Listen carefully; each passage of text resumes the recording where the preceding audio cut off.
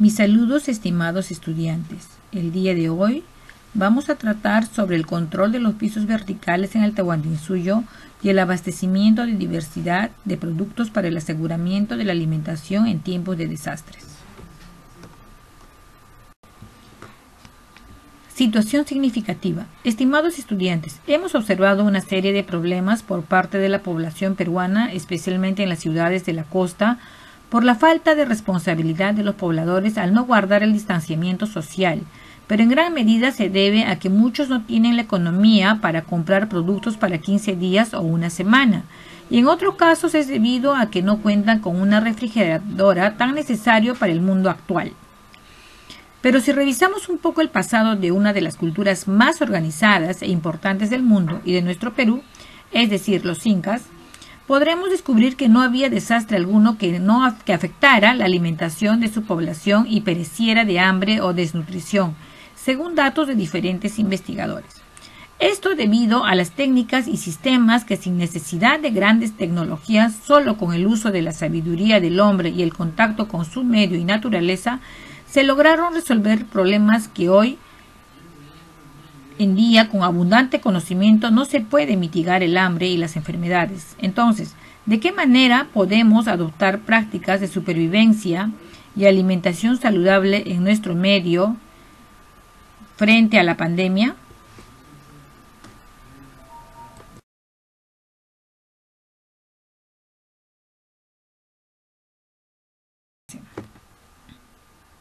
¿Qué necesitamos los peruanos hoy en día para hacer frente a esta pandemia?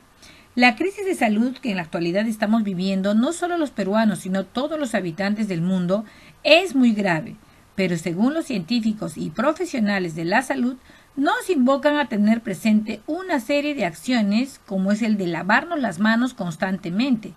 Lo ideal es hasta hacer bastante espuma, puede ser de 20 a 40 segundos. Hacer uso de la mascarilla de manera correcta, tapándonos la nariz y la boca. Tomar infusiones tibios o calientes, como el agua de muña, manzanilla, anís, entre otras. En especial, hay algo muy importante y es el de tener una excelente y muy buena alimentación. Pero lamentablemente muchos peruanos no pueden seguir con estas recomendaciones para hacer frente al coronavirus. Hay una serie de problemáticas y carencias que se tiene actualmente. Por ejemplo, 1 de cada 3 peruanos no cuenta con agua potable en el Perú. Entonces es muy difícil el lavado de manos permanente. El 47.5% de la población no tiene refrigeradora para conservar sus alimentos. Y este es un problema porque muchos de ellos salen diariamente al mercado y es un peligro por la contaminación. En cuanto a la alimentación, tenemos que en el Perú hay una gran pobreza y muchos de ellos sufren de anemia por la falta de alimentos. Pero sin embargo hay pobladores que tienen una economía estable, pero que lamentablemente tienen una mala calidad en cuanto a su alimentación. Estas se basan en carbohidratos y grasas saturadas.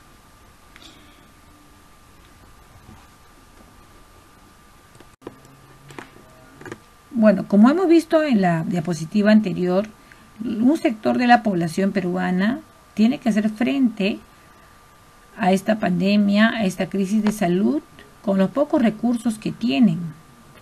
Pero te cuento que no siempre fue así, porque nuestros antepasados sí conocían sistemas y técnicas para hacer frente al hambre de la población en caso de desastres y a la conservación de los alimentos. Estos antepasados, me refiero a los incas especialmente, ya que ellos recogieron todos los conocimientos de muchas culturas, de muchas poblaciones, enriquecieron y desarrollaron una excelente organización, un excelente sistema económico, social, cultural, para atender a la población, a la gran masa de la población que llegaron a tener aproximadamente hasta 12 millones de habitantes. Ahora tienes que leer el siguiente texto sobre el control vertical de pisos ecológicos. Este sistema de control vertical de pisos ecológicos fue estudiado ampliamente por el etnohistoriador John Murray.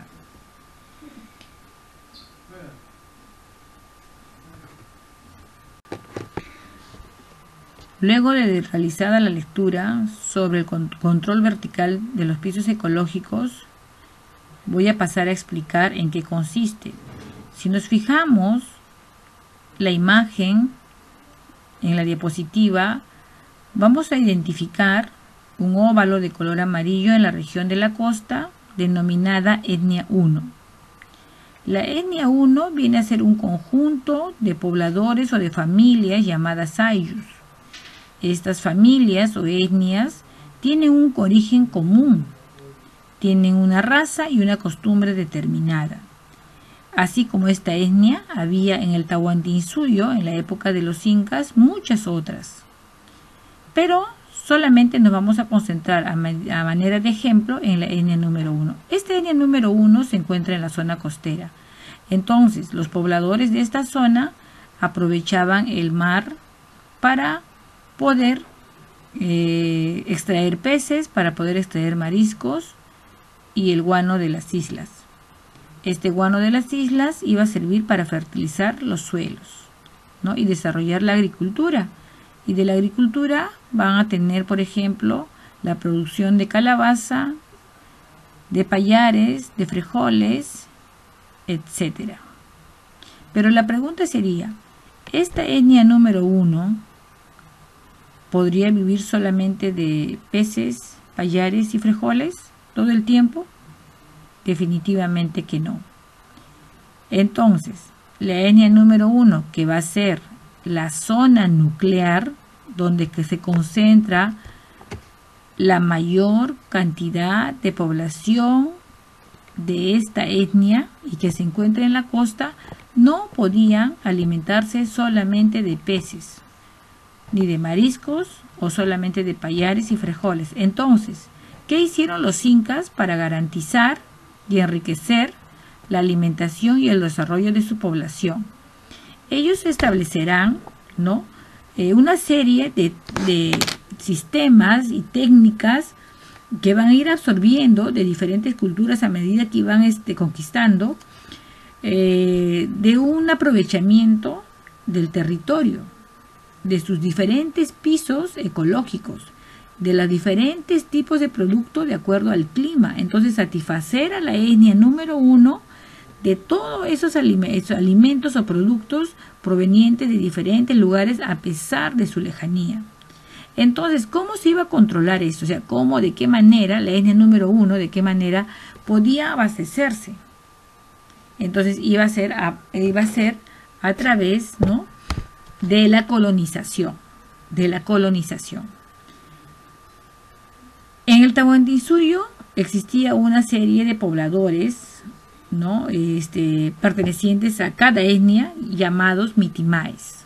Los mitimaes se encargaban de colonizar estas zonas que ustedes están observando, diferentes zonas, ¿no?, para poder abastecer a la población nuclear de un producto determinado según el lugar. Entonces, estos colonizadores se dirigían a las zonas llamadas archipiélagos o islas ecológicas.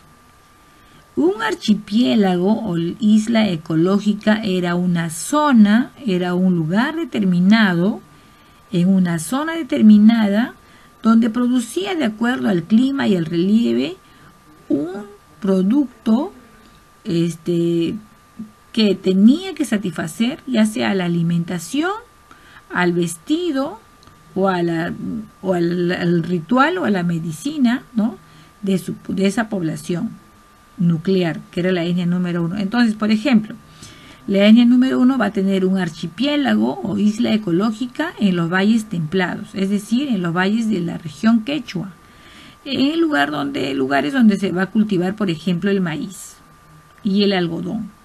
Entonces, la etnia número 1 ya no solamente iba a tener como alimento los payares o los frijoles, sino también iba a contar con el maíz y también el algodón para la confección de su vestimenta. De la misma manera, también tenía un archipiélago o isla ecológica en las zonas de la Quechua más alta o de la Suni, lugares donde se produce la papa y la quinoa.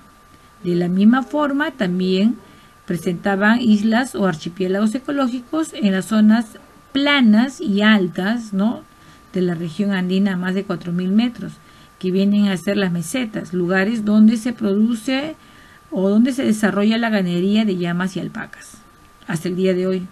Y en esa época satisfacía la alimentación, ¿no?, de la etnia número 1, ya teniendo otro tipo de proteína, ¿no?, animal, no solamente peces, sino también la llama y la alpaca.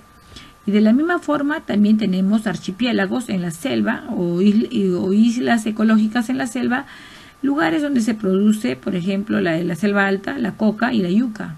Y la coca las hojas de la coca eran muy utilizadas en el Imperio Incaico. ¿Para qué? Para el chacchar, ya sea por rituales mágicos religiosos o medicinales, o también para soportar, por ejemplo, los climas y el trabajo duro que realizaban los pobladores de los ayllus.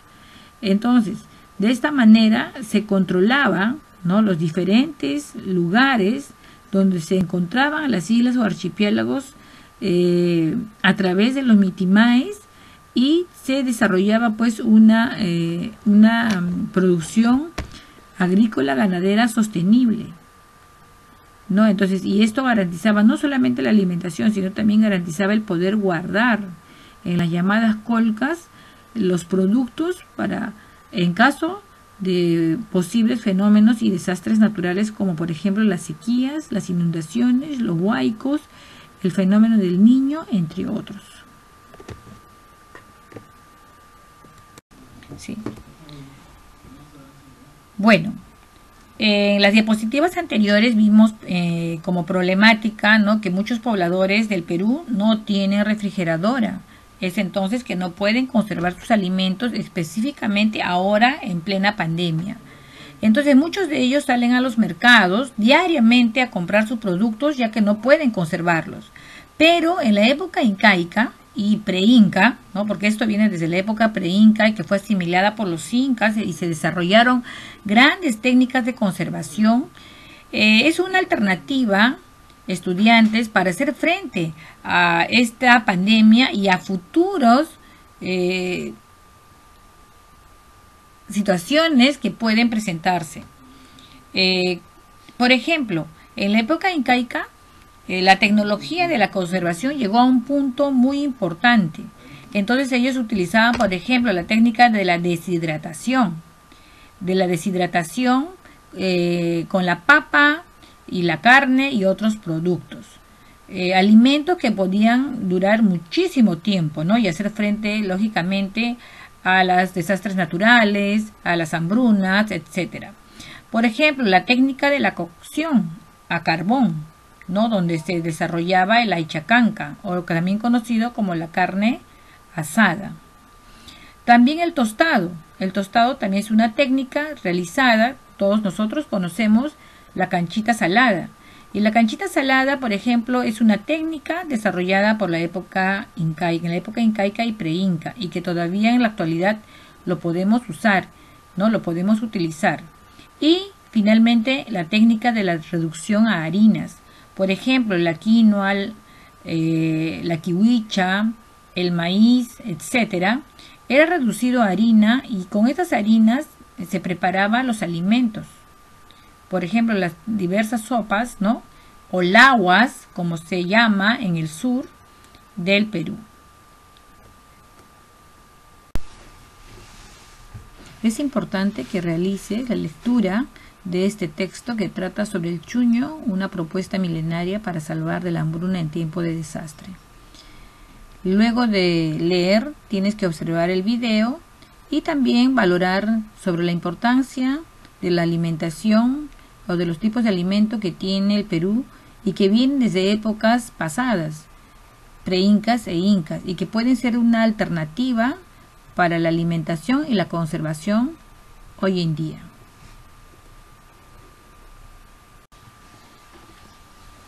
Bueno, a continuación tienes que desarrollar un reto.